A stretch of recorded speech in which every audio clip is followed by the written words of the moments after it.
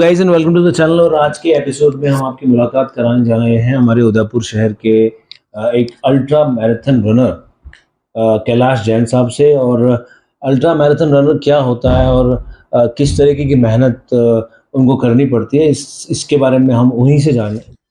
नमस्ते दोस्तों, myself Kailash Jain, age is 57। जहाँ कहते हैं कि age is just a number, तो you have to prove that age is just a number.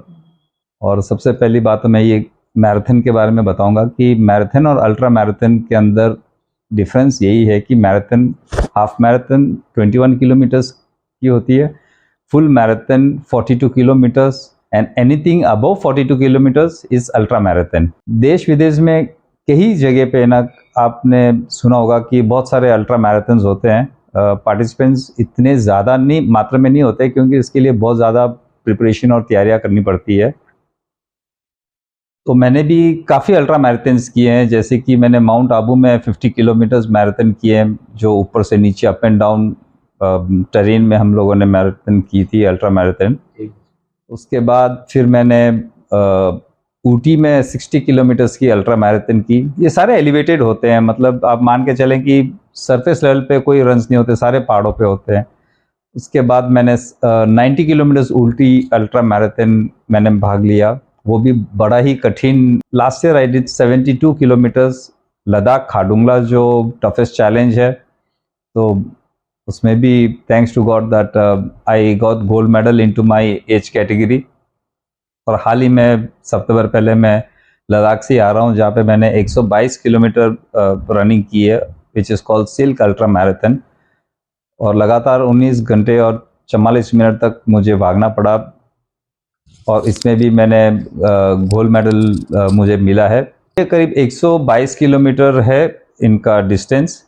और आप देखेंगे कि शाम के 7 बजे ये मैराथन शुरू करते हैं, फ्लैग ऑफ।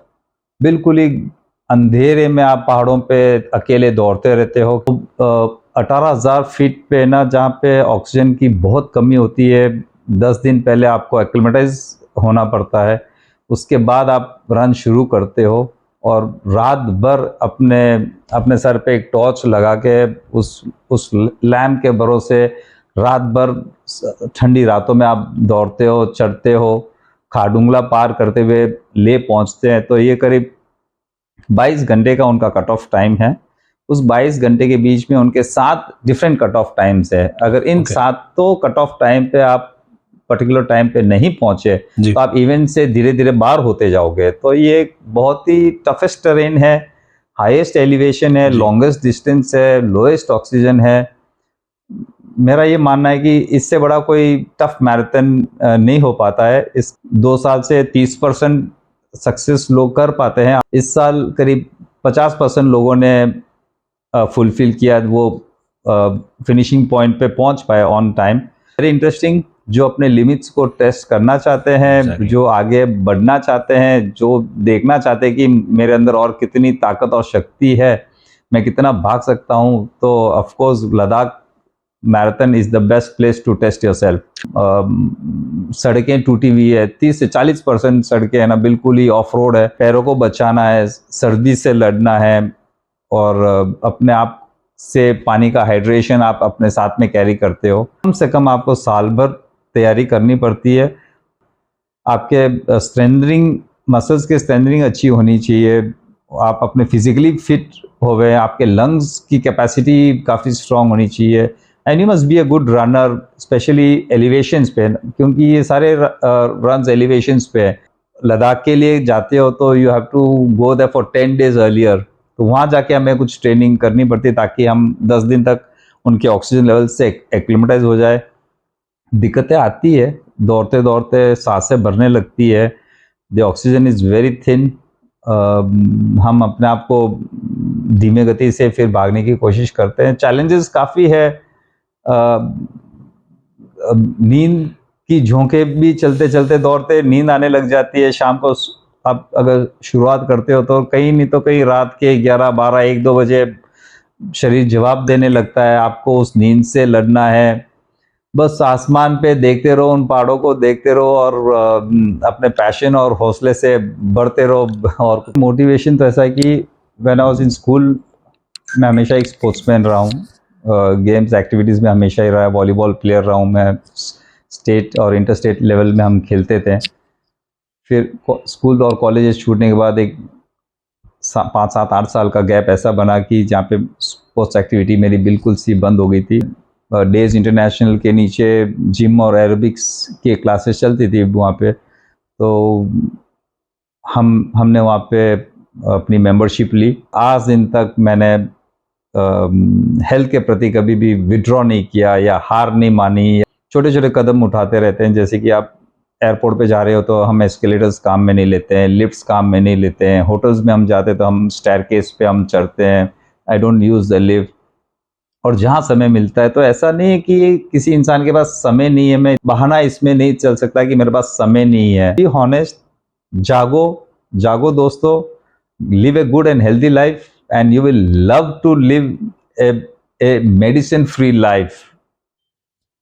दोस्तों, जहाँ बात रही एज की, लोग अक्सर कहते हैं कि यार मेरे तो बुढ़ापा आ गया, मैं भागूँ तो मेरे घुटनों में दर्द होने लगता है, डॉक्टर ने मना किया है।